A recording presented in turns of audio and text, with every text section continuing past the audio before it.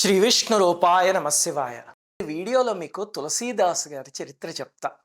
ఎందుకంటే ఆంజనేయ స్వామికి ప్రియభక్తులు, ఆయన చరిత్ర మనం వింటే ఆంజనేయ స్వామి పొంగిపోతాడు. అలాంటి చరిత్ర అది. ఆయన జీవితంలోనూ దురదృష్టకరమైనవి 3 సంఘటనలు జరిగాయి. కానీ ఆ 3 సంఘటనల నుంచి మానవాళికి ఎంతో మేలు చేసే 3 అపురూపమైన మంత్రపూరితమైన స్తోత్రాలొచ్చాయి. ఆ సంఘటనలు ఏమిటి అనేది ఇప్పుడు చెప్పుకుందాం. మొట్టమొదట తులసీదాస్ గారు అలహాబాద్ దగ్గర రాయపూర్ అనే ఊళ్ళో పుట్టారు. ఆయన అభుక్త మూలా నక్షత్రంలో పుట్టడం వల్ల తల్లిదండ్రులకి గండము అని జ్యోతిష్యులు చెప్పారు. దాంతో తండ్రి తీసుకెళ్లి బయట వదిలేద్దాము అంటే, తల్లి అదేమిటండి అలా వదిలేస్తాం పిల్లవాడిని, అదేమి కుదరదు, నేను చనిపోయినా పర్లేదు పెంచుకోవాల్సిందే అంది. పాపం ఆ తల్లి పెంచింది కానీ ఆవిడ చనిపోయింది జ్యోతిష్యులు చెప్పినట్టే. తండ్రి ఏం చేశాడు, తీసుకెళ్లి వదిలేశాడు పిల్లవాడిని. అప్పుడు ఆ మంత్రసాని అత్తగారు పెంచుకుంది పాపం. ఆవిడ కూడా ఈ కుర్రవాడికి 6 ఏళ్ల వయస్సు వచ్చేసరికి చనిపోయింది. చనిపోతూ, నాయన ఇంక నిన్నెవరూ చూడరు కదా, అక్కడ ఆంజనేయ స్వామి ఉంటాడు, ఆయన చూసుకుంటాడు అని చెప్పి ఆ గుడి దగ్గరికి చేర్చి మెల్లిగా ఆవిడ చనిపోయింది. అంతే, ఆయన రోజు వెళ్ళి ఆ గుడి అడుగు మీద పడుకునేవాడు అంతే. పాపం ఇంకెవ్వరూ దిక్కులేదు. అక్కడ అందరూ వచ్చి రామభజన చేస్తుంటే కూర్చునేవాడు. అలా మనస్సు రాముడికి అతుక్కుపోయింది. అంతసేపు రామ రామ రామ అని రామనామం. దాంతో అందరూ ఆ పిల్లవాడిని రాంబోలా అని పిలవడం మొదలుపెట్టారు. ఆ కాలంలో రామానంద మహర్షి అని ఒక గురువులు ఉండేవారు, చాలా గొప్ప ఉపాసకులు. ఆయన ఒకసారి శిష్యుడికి కల్లో కనిపించి, అదిగో అక్కడ అరుగు మీద కురవాడు ఉన్నాడు కదా, అతనికి తారక మంత్రాన్ని ఉపదేశించు అని చెప్పారు. చూడండి, ఎప్పుడైనా మనకు అర్హత వస్తే గురువు మంత్రము మన దగ్గరికి ఇలాగే వస్తాయి. అంతేకాని శ్రీ విద్యోపాసన నేర్చుకోవడానికి 20,000 కావాలి, ఏదో పంచదశి మంత్రం ఇవ్వడానికి 25,000 తీసుకుంటా, ఇలాంటి వ్యాపార సంస్థల దగ్గరికి వెళ్ళకండి. మనకి మంత్రానికి అర్హత ఉంటే గురువే మన దగ్గరికి వస్తాడు, మంత్రమే మన దగ్గరికి వస్తుంది. చూడండి ఆయన దగ్గరికి ఎలా వచ్చిందో. ఆయన ఇంకలా మంత్రాన్ని చేస్తూ గొప్ప ఉపాసకుడైపోయాడు. ఒకసారి ఏమైంది, ఆ ప్రాంతానికి ఒక తండ్రి కూతుళ్ళు వచ్చారు. వస్తే ఈయన చేస్తున్న ఉపాసన, ఆయన ముఖంలో వర్చస్సు చూసి ఆ తండ్రి మురిసిపోయి, నాయన ఎవరు నువ్వు అని అడిగితే చెప్పాడు, నాకు ఇలా ఎవ్వరూ లేరు, నన్ను రాంబోలా అని పిలుస్తారు అని. చాలా సంతోషం నాయన, నా కూతుర్నిచ్చి నీకు పెళ్లి చేస్తాను, నీలాంటి ఉపాసకుణ్ణి చూసి సంతోషం కలుగుతోందని చెప్పి ఆయన కూతురు రత్నావళి అనే ఆవిడని తీసుకొచ్చి తులసీదాస్ గారికి ఇచ్చి వివాహం చేశారు. వివాహం అయ్యాక ఏమైంది, ఈయన భార్యకి అతుక్కుపోయాడు. మొట్టమొదట ఎంతో ప్రేమ చూపించాడు, ఆ ప్రేమ కాస్త నెమ్మదిగా మోహం అయిపోయింది. ఎందుకండి అంటే, ఆయన జీవితంలో ఎవరి ప్రేమని పొందలేదు. దాంతో హఠాత్తుగా జీవిత భాగస్వామి వచ్చేసరికి ఇంకా జీవితం అంతా ఆవిడ చుట్టూ అయిపోయి రామనామస్మరణ మానేసి భామనామస్మరణ మొదలుపెట్టారు ఆయన. ఆవిడ కూడా చూసింది మొట్టమొదట్లో, సరే ప్రేమ అనుకుంది. ఆవిడ చాలా మెచ్యూర్డ్ సోలు రత్నావళి గారు. అంత ఏమిటి ఈయన ఇలా తయారయ్యాడు, రామనామం మానేశాడు, జపం మానేశాడు, అన్ని మానేసి నా వెనకాల తిరుగుతున్నాడు ఏమిటి అని. రాత్రి భార్యా సంగమం లేకపోతే ఉండలేకపోయేవాడు. ఒకసారి ఏమైంది, ఆ భార్య తండ్రికి ఏదో అనారోగ్యం అని భార్య పుట్టింటికి వెళ్ళింది. వెళ్తే అయినా, నువ్వు ఎట్టి పరిస్థితుల్లోనూ సాయంత్రం అయ్యేసరికి మళ్ళీ ఇక్కడికి వచ్చేయాలి అన్నారు. అంటే సరే చూస్తానని చెప్పి ఆవిడ వెళ్ళింది. అక్కడ పెద్ద తుఫాను, వర్షం హోరు. దాంతో ఆవిడ సరే రాత్రి ఇక్కడ ఉండిపోదాం, రేపు పొద్దున వెళ్దాంలే అనుకుంది. ఆయనకి మాత్రం ఇంకా భార్యను చూడకుండా ఉండలేని స్థితి వచ్చి, అంత తుఫాన్లో అంత వర్షంలో రాత్రి బయలుదేరిపోయాడు మామగారింటికి. ఆయన వెళ్ళేసరికి హోరున వర్షం, అర్ధరాత్రి అయింది, కటిక చీకటి. ఇంటి తలుపు కొట్టాడు అనుకోండి, అందరూ ఎగతాళి చేస్తారు కదా, ఏందైనా భార్యను చూడకుండా ఓ పూట ఉండలేవా, వచ్చేసావు అని. దాంతో ఇలా కాదని చెప్పి వెనక వైపు నుంచి వెళితే ఆవిడ పై అంతస్తులో ఉండేదని. అక్కడ ఒక తాడు వేళ్లాడుతూ కనిపించింది. కనిపిస్తే, ఓహో అయితే భార్య నా కోసం తాడు వేసిందేమో అని చెప్పి అది పుచ్చుకుని పైకి ఎక్కాడు. ఎక్కి అక్కడ తలుపు కొట్టేసరికి ఆవిడ తలుపు తీసి చూసి, ఇదేమిటండి మీరు ఇలా వచ్చారు అంది. వెళ్ళి గట్టిగా హత్తుకుని, రత్నావళి నువ్వు లేకుండా నేను ఉండలేను, అందుకని వచ్చేసాను, నువ్వంటే నాకు పిచ్చి ప్రేమ అన్నారు. ఆయనకి ఏది ప్రేమనే అనిపించింది కానీ ఆవిడకి మాత్రం అందులో మోహన్ కనిపించింది. కనిపించి, ఎలా వచ్చారు అసలు అని అడిగింది. అడిగితే, నువ్వు ఆ కింద తాడు వేసావు కదా నా కోసం, అందుకని అది పుచ్చుకుని వచ్చాను అని. ఒక దీపం పుచ్చుకుని వెళ్ళి చూస్తే అదొక పాము వెళ్లాడుతోంది అక్కడ. దాంతో భర్తని, ఏమిటండి ఇది, మీకు ఆ మోహంలో, ఆ కామాతురతలో తాడుకి పాముకి తేడా తెలియలేదా మీకు, అది పుచ్చుకుని పైకి వచ్చేసారా, ఎంత ఘోరం ఇది, ఈ దేహం కోసం అలా పిచ్చి పడిపోతున్నారు. ఇందులో మాంసము ఎముకలు అంతే కదా ఉన్నది. రేపొద్దున నేను ముసలిదాన్ని అయిపోయాను అనుకోండి, అప్పుడు కూడా మీ పిచ్చి ఇలాగే ఉంటుందా ఈ దేహం మీద. ఇప్పుడు నా మీద చూపిస్తున్న పిచ్చి ఉంది కదా, ఇందులో సగం చూపించుంటే ఈ పాటికి మీకు రామ సాక్షాత్కారం కలిగేదండి. నా కోసం తపన పడిపోతున్నారు కదా! అదేదో రాముల వారి కోసం పడండి అని చెప్పి ఒక రకంగా చెప్పాలంటే తిట్టిందాయన్ని. కొన్ని కొన్ని సార్లు భార్యే గురువవుతుంది జీవితంలో. అలాగా తులసీదాస్ గారికి అయ్యేసరికి ఆయనకి ఆ మాటలు ఎక్కడ తగలాలో అక్కడ తగిలి, ఆ రాత్రి చీకటిలో దివ్యమైన వెలుగుని వెతుక్కుంటూ వారణాసి వెళ్ళిపోయారు. ఆవిడ కూడా ఇంకేం అనలేదు. వెళ్ళిపోతున్నాయని వెళ్ళిపోనిచ్చింది. ఎందుకంటే ఆయన నుంచి భవిష్యత్తులో అద్భుతమైనవి కొన్ని జరగాలి. ఆయన కారణజన్ముడు. అలాంటి ఆయనని ఇగ్నేట్ చేసింది ఆ భార్య గురువు స్వరూపంలో. ఆ తరువాత వారణాసి వెళ్ళి అక్కడ తులసి ఘాట్ అనే ప్రదేశంలో ఉండి అలాగ జపం చేశారు. చేస్తే జీవితంలో అడుగడుగునా రాముడు, ఆంజనేయ స్వామి వాళ్ళ కారుణ్యమే. ఆయన నోటి నుంచి ఒక మాట వచ్చినా సరే అది మహామంత్ర స్తోత్ర వాంగ్మయం అయిపోయింది. అలాంటివి 3 స్తోత్రాల గురించి 3 సంఘటనల గురించి ఇప్పుడు చెప్పుకుందాం. చెప్పుకునే ముందు ఒక ముఖ్యమైన విషయం. ఇది వినగానే చాలామంది చదువుకున్న వాళ్ళకు సందేహం వస్తుంది. ఏమిటంటే ఏమండి, పాము అలా వేళ్లాడుతూ ఉంటే దాన్ని తోక పుచ్చుకుని పైకి ఎక్కేస్తే ఈయన మనిషి ఇంత బరువు ఉంటాడు, పాము ఎంత ఉంటుంది? అలా తోక పుచ్చుకు ఎక్కేస్తే అసలు పాము ఊరుకుంటుందా, కాటేసేదా? పోనీ ఒకవేళ నిద్రపోతుందో ఏదో చేస్తుంది, మత్తుగా ఉంది, ఊరుకుంది అనుకుందాం. పాము అలా చేస్తే కనుక 2 ముక్కలైపోదా? దానికి కొంతమంది కథకులు ఏం చెప్తారు అంటే అక్కడ ఒక పెద్ద కొండ చిలువ ఉంది, అది పుచ్చుకు ఎక్కాడు అందుకే కదలలేదు అని. కొండ చిలువ ఇంత ఉంటుంది, అది ఆయనకి తాడో ఉన్నో తేడా తెలుస్తుంది కదా మాత్రం.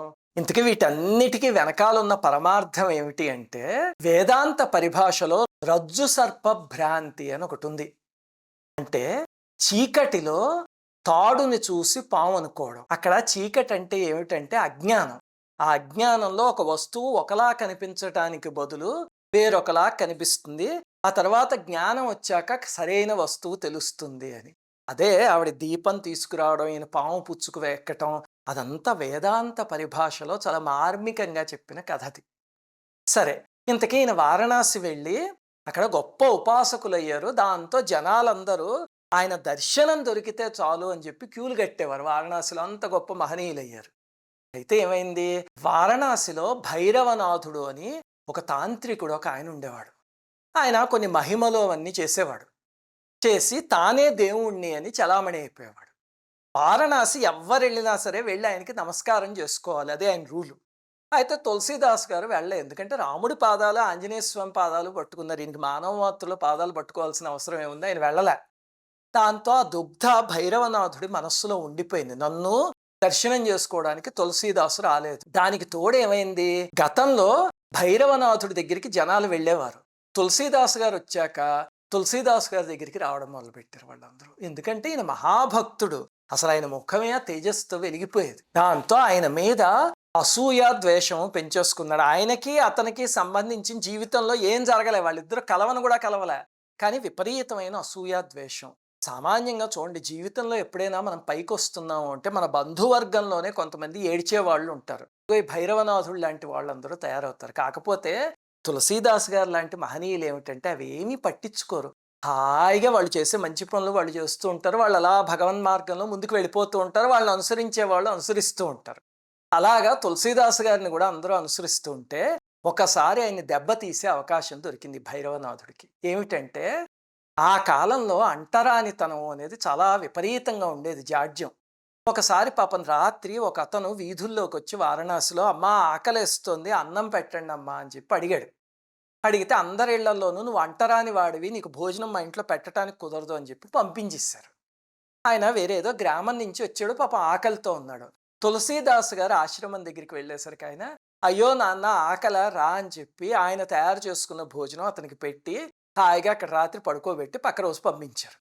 పంపించి పక్క రోజు విశ్వనాథుడు ఆలయంలోకి వెళ్తూ ఉంటే అప్పుడు భైరవనాథుడు కొంతమంది కుల పెద్దలందరినీ తీసుకొచ్చి ఆయన అడ్డుకున్నాడు.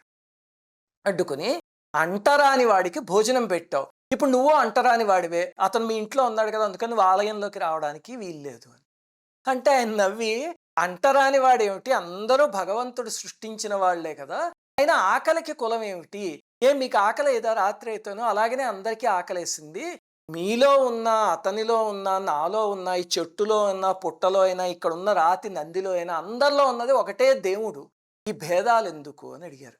వెంటనే భైరవనాథుడు అతి తెలివికి పోయి, ఓహో అన్నిటిలోనూ ఒకటే దేవుడా, అయితే ఓ పని చేద్దాం, ఈ రాతి నందిలో అదే దేవుడు ఉన్నాడు అన్నావు కదా, ఇదిగో ఈ గడ్డి తీసుకుని నందికి తినిపించు అన్నారు.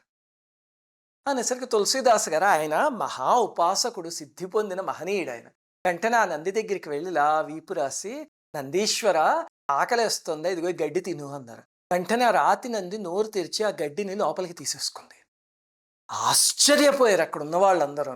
వెంటనే జనాలందరూ ఆయన పాదాక్రాంతం అయిపోయారు. అంటే భైరవనాథుడు ఏం చేద్దాం అనుకున్నాడో, ఒక పాపప్పని చేసి ఆయన పరువు తీద్దాం అనుకున్నాడు. కానీ భగవంతుడు అనుగ్రహంతో అది ఒక అద్భుతమైన సంఘటన కింద అయ్యి జనాలందరూ ఆయన చుట్టూ చేరారు. అతనికి ఇంకా కోపం విపరీతంగా వచ్చేసింది. వచ్చి ఏమి చెయ్యాలి? అతను తాంత్రికుడు చెప్పాను కదా! దాంతో ఏం చేశాడంటే ఆయన పైన ఒక దుష్ట ప్రయోగం చేసి భుజస్తంభనం చేసేసాడు. ఆయన చేతులు 2 చచ్చుబడిపోయాయి కదలడం మానేసి. అలాగనే ఒళ్ళంతా పెద్ద పెద్ద బొబ్బలొచ్చేసాయి. వచ్చేసి పాపం ఇంకెంత ఘోరం అంటే ఇక్కడ వెనకాల కూడా బొబ్బలొచ్చేసి కూర్చోలేకపోయేవారట. కూర్చుంటే ఆ బొబ్బ పగిలిపోయి అందులోంచి ఇది చీము, నెత్తురు అవన్నీ వచ్చేయడం. ఎంత బాధపడ్డారో తులసీదాస్ గారు. అలా పాపం 40 రోజుల పాటు నిలబడి ఉన్నారట ఆయన. ఉండి ఇంకొకసారి ఏడిచి ఆయన, "ఏమిటి స్వామి రామచంద్ర, నేనింత బాధపడుతుంటే నీకు కనిపించట్లేదా? నువ్వు అఖిలాండ కోటి బ్రహ్మాండ నాయకుడివి. ఏ ఏనుగు పిలిచిందో, ఏ ప్రహ్లాదుడు పిలిచాడో అక్కడికి వెళ్ళిపోయి ఉంటావు. కానీ ఆంజనేయ స్వామి కూడా నన్ను పట్టించుకోవట్లేదే" అని చెప్పి అప్పుడు బాధతో 44 దోహాలని అప్పటికప్పుడు ఆశువుగా చెప్పారు. విచిత్రం ఏమిటంటే ఆయన దోహాలు ప్రారంభించగానే ఒక్కొక్క బొబ్బ ఇలా మాయమైపోవడం మొదలుపెట్టింది. జనమందరూ చూస్తూ ఉండగా ఆయన 44 దోహాలు అయ్యేసరికి ఆయన చేతులు, బాహువులు మళ్ళీ మామూలుగా వచ్చేసి ఒంటి మీద అంతా తగ్గిపోయింది. అంతమంది 100 మంది జనాలు చూస్తూ ఉండగా. ఆ స్తోత్రమే హనుమాన్ బాహుక్ అంటారు. ఎవరికైనా ప్రయోగాలు జరిగేయి అని ఎప్పుడైనా అనుమానం వచ్చిందనుకోండి, సామాన్యంగా ఎవరో ఒకళ్ళు ఇలాంటి అనుమానం సృష్టిస్తే వెంటనే మనం వీళ్ళ దగ్గరికి వాళ్ళ దగ్గరికి వెళ్ళి వేలు లక్షలు పోగొట్టుకుంటాం. హనుమాన్ బాహుకు చదవండి, చదివితే కనుక తప్పకుండా తగ్గుతుంది. అసలు హనుమాన్ చాలీసే తగ్గిస్తుంది. హనుమాన్ బాహుక్ అంతకన్నా శక్తివంతమైనది. దాంతో ఆ సంఘటన చూసి ఇంకా జనాలు ఆయన చుట్టూ తిరగడం మొదలుపెట్టారు. భైరవనాథుడికి ఇంకా ద్వేషం వచ్చింది. ఈ లోపల ఒక సంఘటన జరిగింది. ఇది మీకు ఇంతకు ముందు ఒక వీడియోలో చెప్పా, హనుమాన్ చాలీస ఎలా పుట్టింది అనే వీడియోలో. అంటే పాపం ఒక అమ్మాయి భర్త చనిపోతే అతన్ని శ్మశానానికి తీసుకువెళ్తూ ఉంటే ఆ అమ్మాయి ఏడుస్తూ వచ్చి ఈయన పాదాల మీద పడేసరికి ఈయన అతన్ని బతికించారు. బతికిస్తే అది ఈ భైరవనాథుడు అక్బర్ దగ్గరికి తీసుకువెళ్ళి ఈయన అందరినీ ఆ సంఘటన ఉపయోగించి మత మార్పిళ్ళు చేస్తున్నాడు అంటే అప్పుడు అక్బర్ ఆయన్ని శిక్షించబోతే ఆంజనేయ స్వామి రావడం, హనుమాన్ చాలీస్ చెప్పాను కదా, ఇది ఆయన జీవితంలో జరిగే ఇంకో దురదృష్టకరమైన సంఘటన. అక్బరు కొరడాలతో కొట్టమన్నాడు. అప్పుడు హనుమాన్ చాలీస నోట్లోంచి వచ్చింది. నేను చెప్పాను కదా, మహాత్ముల జీవితాలు అలా ఉంటాయి. వాళ్ళకి కష్టం వచ్చినా సరే ఆ కష్టం నుంచి కూడా 10 మందిని ఆధ్యాత్మిక మార్గంలోకి మార్చగలిగే, 10 మందికి ఉపయోగపడగలిగే ఏదో ఒక సంఘటన బయటకు వస్తుంది. అదే మహాత్ములంటే. ఆ తరువాత ఆయనకి రామాయణాన్ని రచించాలి అనే సంకల్పం కలిగింది. ఎందుకంటే ఆయన గత జన్మల్లో వాల్మీకి మహర్షి. అప్పుడు రామాయణంలో శ్రీరాముణ్ణి దాదాపుగా మానవ మాతృల్లాగే చూపించారు వాల్మీకి రామాయణంలో. అలా కాకుండా మంత్ర దైవ రహస్యాలన్నిటినీ కూడా చెప్తూ రామాయణాన్ని పామరులకు కూడా అర్థమయ్యే విధంగా రాయడానికి పుట్టిన కారణజన్ములు వాల్మీకి యొక్క ఇంకొక అవతారం. అప్పుడు ఆయన సంస్కృతం చదవలేని వాళ్ళ కోసం అని చెప్పి రామకథని 1775లో శ్రీరామనవమి రోజు మొదలుపెట్టి 2 సంవత్సరాల కాలంలో 10,000 దోహాలలో రాశారు. ఏమిటది? అదే రామచరితమానస్. మనం వాల్మీకి రామాయణం చదువుతాం కానీ మీరు ఉత్తరాదికి వెళ్ళారంటే అందరూ రామచరితమానస్నే చదువుతారు. ఎందుకంటే వాల్మీకి మహర్షి మళ్ళీ వచ్చి అందించిన రామాయణం అది. ఆ కాలంలో ప్రింటింగులు, ప్రెస్సులు ఇలాంటివి ఏమీ లేవు కదా. దాంతో రామచరితమానస్ ఆయన తాళపత్ర గ్రంథాల మీద రాసుకున్నది ఒకే ఒక్క ప్రతి ఉండేది ఆయన దగ్గర.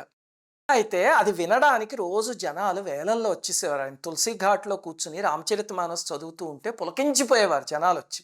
భైరవనాథుడికి ఇంక ఒళ్ళు మండిపోయింది. ఏదో ఒకటి చెయ్యాలి అని చెప్పి 2 దొంగల్ని పంపించి అది ఎత్తుకొచ్చేయమని చెప్పాడు రామచరితమానస్. వాళ్ళు ఏం చేశారు, రాత్రి ఈయన ఆశ్రమంలో ప్రవేశిస్తే ఆయన నిద్రపోతున్నారు ఒక మూల. అప్పుడు వాళ్ళు అది ముట్టుకుందామని ప్రయత్నించేసరికి 2 కుర్రవాళ్ళు బాణాలతో కనిపించి వాళ్ళని కొట్టడం మొదలుపెట్టారు. ఆ బాణపు దెబ్బలు తాళలేక వాళ్ళు పరిగెత్తుకు పారిపోతుంటే వాళ్ళిద్దరూ తరిమి తరిమి బాణాలతో కొట్టేసరికి పారిపోయారు మొత్తానికి. పక్క రోజు ఉదయమే ఏడుస్తూ తులసీదాస్ గారి దగ్గరికి వచ్చారు. వస్తే ఏం నాయన ఏమిటి దెబ్బలన్నీ అని అడిగితే, స్వామి బుద్ధి గడ్డి తినో పని చేసామా భైరవనాథుడు చెప్తేను, మీ రామచరితమానస్ దొంగిలిద్దాం అనుకున్నాం. అనుకునేసరికి రాత్రి 2 కుర్రవాళ్ళని మీరు కాపలా పెట్టారు కదా, వాళ్ళిద్దరూ మమ్మల్ని చితకబాదేశారు స్వామి. కానీ ఇప్పుడు పొద్దున్నొచ్చింది ఎందుకంటే మళ్ళీ ఒక్కసారి వాళ్ళని పిలవండి స్వామి చూసేసి వెళ్ళిపోతాము. వాళ్ళంత కొడుతున్నా సరే అసలు అయ్య బాబోయ్! వాళ్ళ రూపం ఏమి సమ్మోహనం అనుకున్నారు. అందులో ఒకాయన నీలం రంగులో ఉన్నాడు చూడండి నల్లగాను. ఆయనైతే అసలు అబ్బా! ఎంత సౌందర్యమో మమ్మల్ని బాణాలతో కొడుతూ ఉంటే దెబ్బలు తింటూ గూడా మళ్ళీ ఒక్కసారి ఆయన మొహం చూద్దాము అని వెనక్కి తిరిగి చూసుకుంటూ పరిగెత్తామండి. అంత సౌందర్యం ఒక్కసారి వాళ్ళిద్దరిని పిలవండి దర్శనం చేసుకెళ్ళిపోతాం అన్నారు. అంతే తులసీదాస్ గారు భోరున ఏడవడం మొదలుపెట్టారు. "ఏమిటి రామచంద్ర నీకిదేమన్నా న్యాయంగా ఉందా? ఇన్నాళ్ల నుంచి నీ ఉపాసన చేస్తున్నా. నాకు దర్శనం ఇవ్వలేదే? దొంగలిద్దరికి భౌతికంగా దర్శనం ఇచ్చావా? నా జన్మ ఎందుకింకా వాళ్ళ జన్మపాటి కూడా చెయ్యదు" అని ఏడవడం మొదలుపెట్టారు. అప్పటినుంచి ఆయనకింకా రాముల వారి దర్శనం చేసుకోవాలి అని తపన. ఆయన రోజు సంధ్యావందనం, అనుష్ఠానం ఇలాంటివి చేసుకున్నాక జలం తీసుకెళ్ళి ఒక చెట్టు మొదట్లో పోసేవారు. ఆ చెట్టు మీద ఒక బ్రహ్మరాక్షసు అయితే ఈయన జలం పోసాక రోజు ఆ శక్తితో ఒక దేవతా స్వరూపాన్ని తీసుకుని ఒకనాడు కిందకి దిగొచ్చాడు. వచ్చి స్వామి మీరు రోజు ఇక్కడ జలం పోస్తున్నారు కదా, దాంతో నాకు ఆ రాక్షస స్వరూపం పోయి తేజోమయ స్వరూపం వచ్చింది. నేను మళ్ళీ మా లోకానికి వెళ్ళిపోతున్నాను. మీరు నాకింత మేలు చేసినందుకు మీకు ఏదైనా వరం ఇద్దాం అనుకుంటున్నాను. ఏం కావాలి అని అడిగి, ఇదే మనం అయితే ఏం చేస్తాం చెప్పండి, ఒక పెద్ద కోరికల చిట్టా తీసుకొచ్చి ఓ పెన్ తీసుకొచ్చి వరుసగా అన్నీ అడిగేస్తాం కదా. ఆయన ఏం అడగలేదు. నాకు ఏ కోరిక లేదు, నీకు వీలైతే రామదర్శనం చేయించు అని అడిగారు. అడిగితే ఆ శక్తి నవ్వి, అది నా వల్ల కాదు, రాముల వారిని దర్శనం చేయించేంత శక్తి నాకు లేదు, ఒక ఆయనకుంది. ఆయన ఎవరు ఎలా చేయిస్తారనేది నీకు చెప్తా. రోజు నీ కీర్తనకి ఒక ముసలాయన వస్తూ ఉంటాడు. నువ్వు గమనించావో లేదో తెలియదు. అందరికన్నా ముందే వచ్చేసి కూర్చుంటాడు ఆయన. అందరికన్నా ఆఖరిన ఆయనే వెళ్తాడు. వెళ్తూ కూడా నువ్వు రామాయణం చెప్తూ ఉంటే కళ్ళమట నీళ్ళు అలా కార్చేసుకుంటూ వింటూ ఉంటాడు. ఎప్పుడైనా గమనించావా ఆయన్ని? ఆయన పాదాలు పట్టుకొని నీకు దర్శనం చేయిస్తాడు అని చెప్పారు. ఎవరైనా ఎత్ర ఎత్ర రఘునాథ కీర్తనం తత్ర తత్ర కృతమస్తకాంజలిం బాష్పవారి పరిపూర్ణలోచనం మారుతిం నమతరాక్షసాంతకం. హనుమాన్ చాలీసులో చెప్తారు చూడండి, ఎక్కడ రామభజన జరిగితే అక్కడికి వెళ్ళి చేతులు జోడించి కళ్ళమట నీళ్లు పెట్టేసుకుంటారు. ఎందుకు రాశారు తులసీదాస్ గారు అది అంటే ఆయన జీవితంలో జరిగిన సంఘటన అది. ఆ ముసలాయన దగ్గరికి వెళ్ళు అని చెప్పారు. ఈయనకి తెలియదు ఆ ముసలాయన ఎవరో. సరే అని పక్క రోజు కీర్తన చేస్తూ ఉంటే చూస్తే నిజంగానే ఒక ముసలాయన వచ్చి కూర్చుని కీర్తన అంతా అయిపోయాక రామ రామ రామ అంటూ కన్నీళ్లు కార్చేసుకుంటున్నాడు. వెళ్ళి ఆయన పాదాలు పట్టుకుని, స్వామి మీరు నాకు శ్రీరాముడి దర్శనం చేయించాలి. ఆయన నవ్వి, నేనెలా చేయిస్తానయ్యా దర్శనం అంటే, లేదు స్వామి మీరే చేయిస్తారు అని నాకు తెలిసింది, మీ పాదాలు వదలను అన్నారు. ఆయనకి అర్థమయ్యి, సరే ఇంక దర్శనం అయ్యే సమయం ఆసన్నం అయిందని చెప్పి, సరే ఓ పని చేయి, ఫలానా చెట్టు కింద కూర్చో, రేపు మధ్యాహ్నం ఈ సమయానికి శ్రీరామచంద్రమూర్తి వచ్చి నీకు దర్శనం ఇస్తాడు అని చెప్పారు. ఈయనకి ఇంకా మహదానందం. ఆహా రేపు నాకు రామదర్శనం అవ్వబోతోంది అని చెప్పి, రాముల వారు వస్తే ఏం చేయాలి, షోడశోపచార పూజ చేయాలా లేకపోతే దండ వేయాలా ఆరగింపు పెట్టాలా అన్నీ ఆలోచించి చివరికి చందన సేవ చేద్దాము అనుకున్నారు. దాంతో గంధపు చెక్క రాయి, అరగదీసే రాయి ఉంటుంది కదా, అవి పుచ్చుకెళ్ళి పొద్దునే ఆ చెట్టు కింద కూర్చున్నాడు. కూర్చుని గంధం అరగతీయడం మొదలుపెట్టి, ఆహా రాముల వారు వస్తే నేనే స్వయంగా ఇలా అద్దుతా, రాముడికి ఇక్కడ అద్దుతా అక్కడ అద్దుతా అని ఇంకలా పొంగిపోతూ సమాధి స్థితిలోకి వెళ్ళిపోయారు. వెళ్ళిపోతే రాముల వారు వచ్చి ఈయన లోపల చూస్తున్నారు రాముణ్ణి. అక్కడ కనిపించి ఆ చందనం తీసుకువెళ్ళి ఆయన చేత అద్దించుకుని ఆయనకు కూడా అద్ది చివరికి వెళ్ళిపోయారు. ఆ తర్వాత సమాధి స్థితిలోంచి బయటకు వచ్చాక చూసి, ఇదేమిటి రాముడు రాలేదు అనుకున్నారు. చూసుకుంటే ఒళ్ళంతా చందనం అద్ది ఉంది. ఎవరద్దారు ఇది అర్థం కాలేదు. అప్పుడు రాత్రి అయ్యో రాముడు రాలేదే అని చెప్పి నిద్రపోతుంటే రాముడు స్వప్నంలో కనిపించి, ఎందుకయ్యా బాధపడతావు, నేను వచ్చాను అక్కడికి, కానీ బయట రాముడిని చూడటం కన్నా లోపల చూడటం ఇంకా ఉత్కృష్టమైనది, అందుకే నీకు లోపల దర్శనం ఇచ్చాను, నువ్వు అక్కడే దర్శిస్తున్నా, ఇంకా బయట ఎందుకులే అని చెప్పి నేను వెళ్ళిపోయాను. అయినా నేను ఊరికే కాదు వచ్చింది, ఆంజనేయ స్వామి రమ్మన్నాడు కాబట్టి వచ్చా. నీకు అక్కడ రోజు నువ్వు సంకీర్తన చేస్తుంటే వస్తుంది ఎవరో తెలుసా, ఆంజనేయ స్వామి అని చెప్పారు. అంతే ఒక్క కుదుటి నేను నిద్ర లేచి, ఆంజనేయ వృద్ధ రూపంలో వస్తున్నది నువ్వా, నేను రాసిన రామాయణం వినడానికి నువ్వు వచ్చావా స్వామి, అయ్యో ఇంతకాలం నువ్వని తెలియదే, నీ దర్శనం కూడా సరిగ్గా చేసుకోలేదు అని అంత అర్ధరాత్రి పిచ్చివాడిలాగా చెట్లకి పుట్లకి అడ్డంగా పరిగెత్తి ఒళ్ళంతా చీరుకుపోతున్న ముళ్ళతో పట్టించుకోలేదు అసలు. అలా పరిగెత్తుకు వెళ్ళిపోతుంటే వారణాసిలో ఒక చోట ఒక పెద్ద రాయి తగిలి ముందుకు పడిపోబోయారు. అప్పుడు రెండు అసదృశ్యమైన హస్తాలు వచ్చి ఆయన్ని కౌగిలించుకున్నాయి. చూస్తే ఆ చేతుల నిండా రోమాలు, ఆ రోమం నిండా రోము రోముమే రామనామం.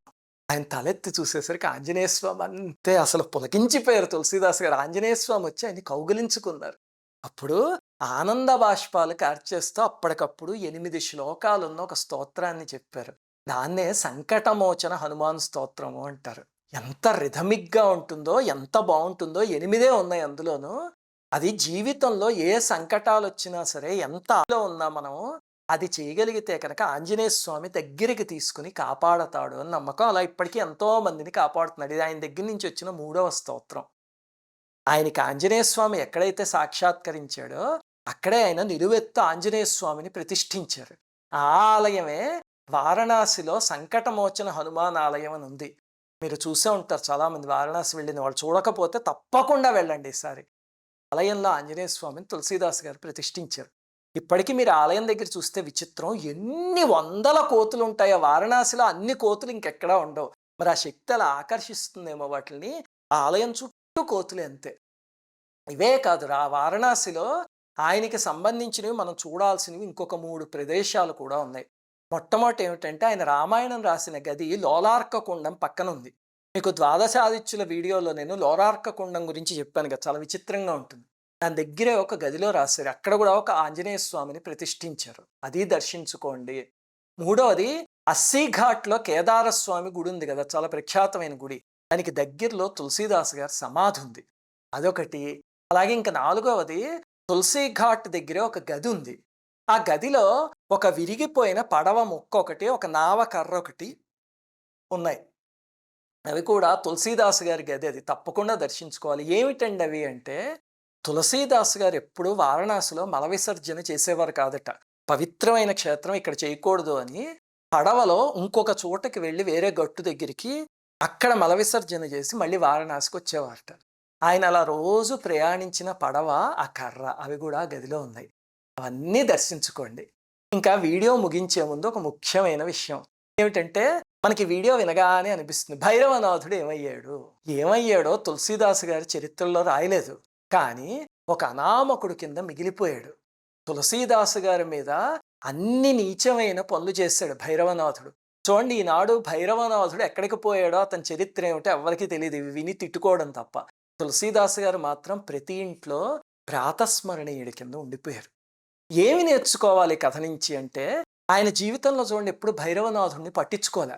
ఆయన మీద ఎన్ని దుష్ప్రచారాలు చేశాడో ఆయన ఏనాడో అసలు పట్టించుకోలే. ఆయన మంచి పని చేస్తూ వెళ్ళిపోయారు అంతే. అలాగా అంటే మనం ఎప్పుడైనా భగవంతుడికి సంబంధించిన మంచి పని ఏదైనా చేస్తూ ఉంటే కలిపురుషుడు ఏదో ఒక రూపంలో వచ్చి దాన్ని ఆపడానికి ప్రయత్నిస్తాడు.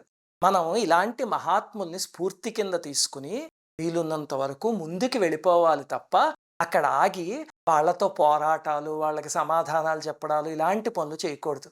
ఇలాంటి మహనీయుల చరిత్రల నుంచి మనం నేర్చుకోవాల్సిన మంచి అది. రామలక్ష్మణ జానకి జై బోలో హనుమానికి. శ్రీమాత్రే నమః. అందరికీ నమస్కారం. మన ఆధ్యాత్మిక వీడియోల్ని 3 ఛానల్స్గా విభజించాం. 3 ఛానల్స్కి సబ్స్క్రైబ్ చేసుకొని పక్కనే ఉన్న బెల్ ఐకాన్ని క్లిక్ చేయండి.